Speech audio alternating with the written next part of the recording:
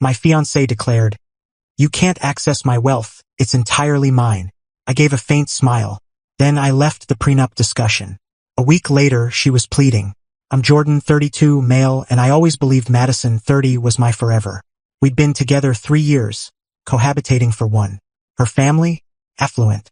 Old wealth. I'm doing fine, a software engineer with a solid income, but nowhere near their level. The engagement was magical, with a beautiful ring I'd saved for. A Tiffany piece she adored. Wedding preparations began. Her parents, Ralph and Diana, took charge, insisting on a lavish event at their exclusive country club. I was funding the photographer, the band, our honeymoon, and a $15,000 non-refundable deposit for a bespoke floral and lighting setup Madison cherished. About 3 months before the wedding, Ralph brought up a prenup.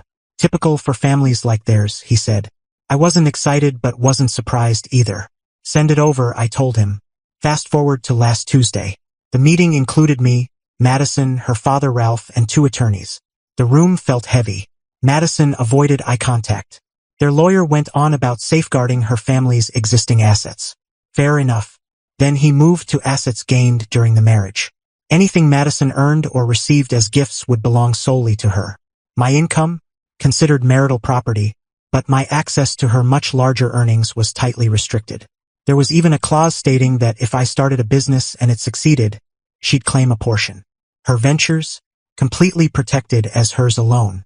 I glanced at Madison. She was toying with the Cartier bracelet I'd given her. My attorney, Alan, raised a brow. "This feels unbalanced?" Ralph laughed lightly.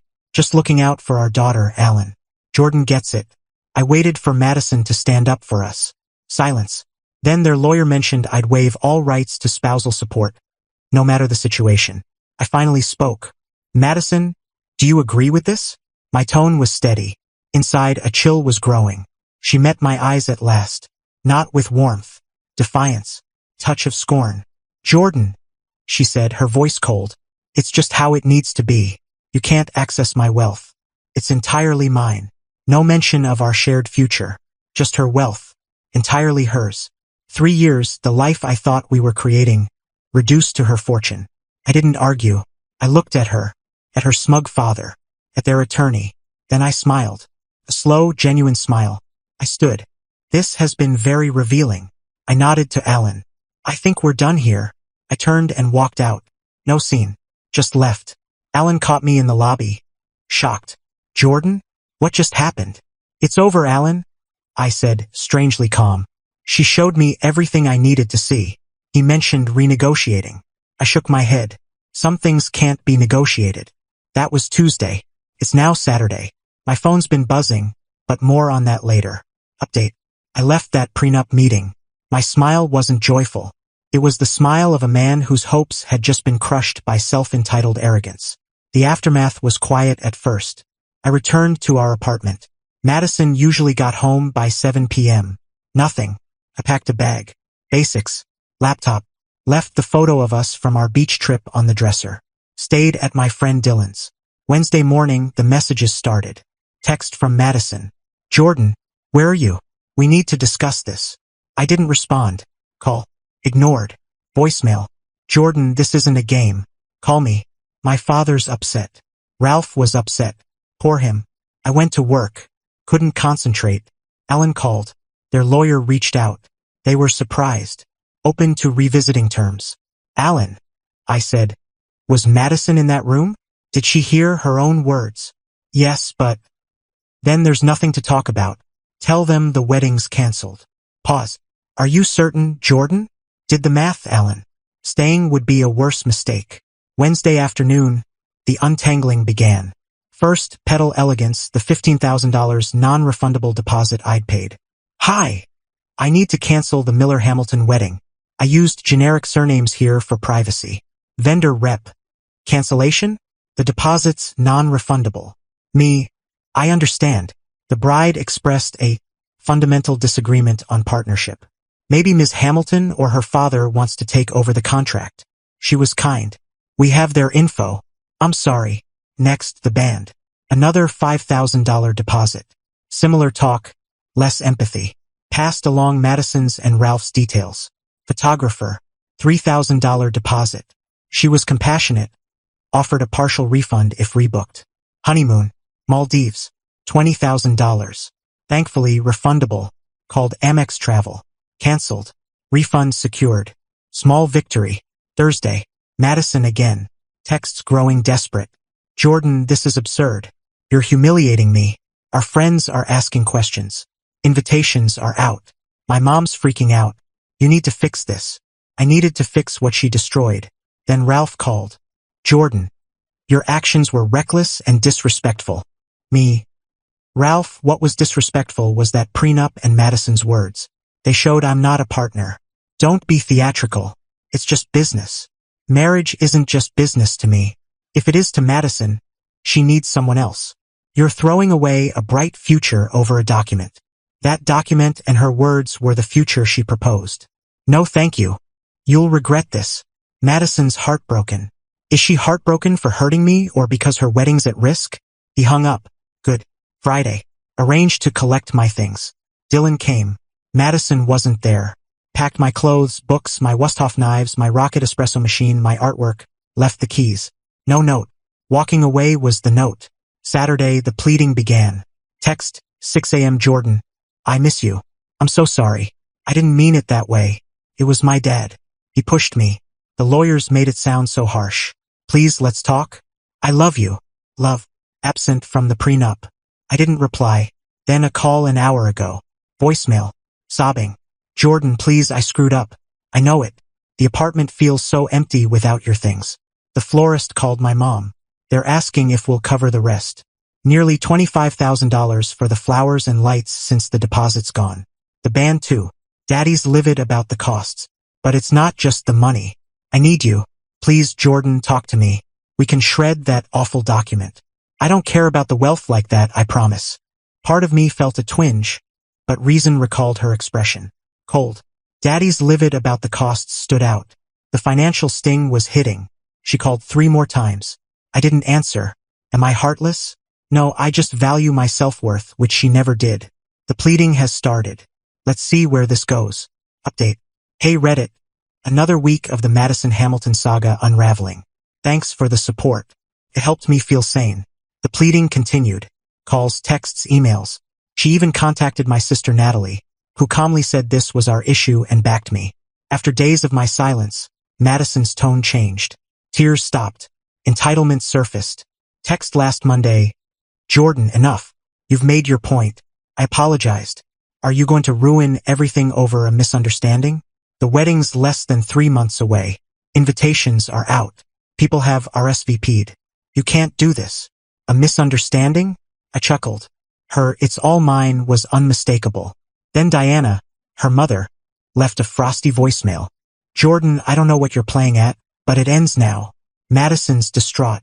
You're single-handedly ruining her reputation and our families. Those deposits you abandoned? We're facing major losses. Ralph is exploring options regarding your financial obligations. A veiled threat. Obligations I made. Yes, the deposits I paid for the wedding she derailed. The pretend it didn't happen tactic. Midweek, Madison appeared at my workplace, unannounced. I found her chatting with the receptionist. Madison. Jordan. There you are, just passing by. My office is nowhere near her usual haunts. This isn't the place. We moved to an empty conference room. Okay, look, you were upset. I was foolish. Dad was a jerk. Let's move on. Call the vendors, say it's back on. No harm done. Madison, you said my contributions were worthless. That's not no harm. I was just parroting them. I didn't mean it. You know I love you. Love doesn't financially gut someone before marriage. You stood by it, Madison. You can't access my wealth. It's all mine. Her expression hardened. So that's it? You're destroying everything? Everyone will know you canceled the wedding. No, Madison. They'll know it's off because we don't see marriage the same way. She stood, furious. You'll regret this, Jordan. You're making a massive mistake. You think you'll find someone else? Someone who can offer the life I could. The life she could offer? I'll find a true partner, not a financial appendage. I was building a good life. I don't need yours. She stormed out, seething. The dirty move. Attempted sabotage. Days later, my boss, Gabriel, called me in, uneasy. Jordan, Ralph Hamilton called this morning. He suggested you're unstable, that it's affecting your work. Advised caution with sensitive projects. Ralph tried to undermine my career because I wouldn't marry his daughter on their terms. Gabriel, that's nonsense. My personal life's been rocky, but my work's solid. You know my track record. Relax, Jordan. I know. Your work's excellent. The call was strange. Sounded like a bitter man. I told him I trust you completely. Relief. Thank goodness for fair bosses. Watch out for that family, Jordan. They seem trouble. My counterstrike. Cold and calculated. Ralph's call flipped a switch. Sadness vanished. Doubt gone. Now I was angry. But I'd be strategic. The apartment. Utilities and internet still in my name on autopay. I'd paid the hefty security deposit. Logged in. Cancelled everything. Immediately. Emailed Madison about retrieving my remaining items. A few kitchen tools, a bookshelf, a winter coat. CCing Alan. Suggested she have a witness. The social announcement. Madison fretted about what people would think. Fine. I wrote a concise email to mutual friends and family who received invitations. Subject. Update on Jordan and Madison's wedding. Dear friends and family, Madison and I have decided to cancel our wedding. It was a tough choice. We're sorry for any inconvenience. Vendor communications will come from the Hamilton family. Brief, neutral, but clearly shifts vendor responsibility to them. Alan approved. Sent. Supportive messages came from my friends and some mutual ones. The financial cleanup. Reviewed credit cards, bank accounts. Canceled joint subscriptions or plans in my name that benefited us both. Wine club she loved. Canceled. Streaming downgraded. Not about money but principle. Madison's reaction to utility cancellations. Really, Jordan? You cut the internet? How immature. My response. Not immature, Madison. Responsible. You said it's all yours. That includes bills. Silence. The wedding cancellation email sparked a meltdown. Mutual friend Sophia called. Dude, Madison posted a wild Insta story about betrayal, then deleted it. Her mom called my mom, ranting. Neat. Let's just say the prenup revealed a side I couldn't accept. A prenup? Yikes, enough said. Validating. Ralph hasn't tried anything else with my job. The pleading stopped. Now angry texts from Madison, ignored, and silence from her parents. Good. I feel unburdened. Dodged a disaster. Ralph's stunt fuels my resolve to be done. Still need to grab my stuff. That's next. Update. Hey Reddit, Jordan here with the final chapter. 6 weeks since that prenup meeting disaster. Things are settling. The great item retrieval. After my cancellation email and utility cuts, Madison emailed tersely, Sunday, 2 p.m. doorman will let you in. I won't be there.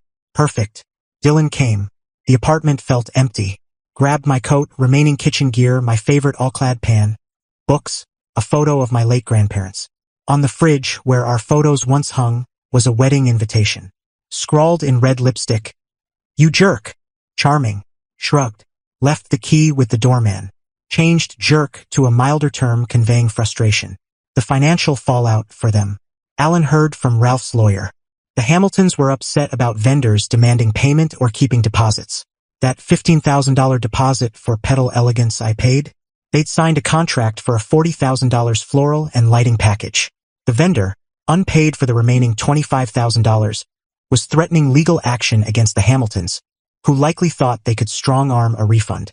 Madison signed the full contract after my deposit. The band, $5,000 deposit from me, had a similar clause. Madison and Ralph tried claiming the cancellation was mutual, so they shouldn't owe. The band leader, no nonsense, rejected their argument. The country club venue also enforced a steep cancellation fee. Awkward. Ralph's lawyer probed if I'd help. Alan shut it down. My contributions were clear. Their attempt to protect her wealth meant they owned her obligations. The irony. They faced losses in the tens of thousands. All because it's all mine. The social consequences also theirs. My calm email worked. Friends were supportive or stayed neutral.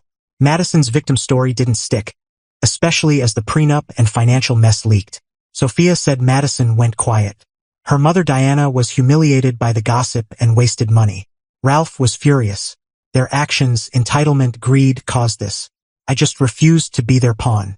Natural consequences. A moment of reflection. One night, 2 weeks ago, it hit me. Not grief for losing Madison, but for the 3 years, the future I thought we had. Poured a strong whiskey, sat on my new balcony, and felt it. The disappointment, the slight shame. It was about respect, partnership. She saw our future as a balance sheet, guarding her side, erasing mine. That stung. Still does a little, but I'm healing. Where I am now, life's peaceful, focusing on work. Gabriel approved a side project I'm excited about. My smaller apartment feels like mine. My rocket espresso machine hums. My Wusthof knives are in use. Reconnecting with hobbies, friends. No word from Madison. Mutual contacts say she's low-key. The financial hit strained her and Ralph. He blames her for not managing me. She blames him for the harsh prenup. Satisfying. No more pleading. Their anger is probably bitter resentment. Fine. My revenge? Walking away. Choosing dignity. Letting them face the direct results of their arrogance. Hearing they're stressed over lost deposits? Brought a quiet grin, honestly. They played tough. I didn't play their game. Madison's biggest consequence? She revealed her true self. Valued wealth over partnership. She'll live with that. Maybe grow. Probably not. Entitled people rarely change. Her issue now. So yeah, read it. It was a messy ordeal, but I'm out. Good. And moving forward. Learned a huge lesson about red flags. Escaped a bad fate. Thanks for letting me share. Peace out.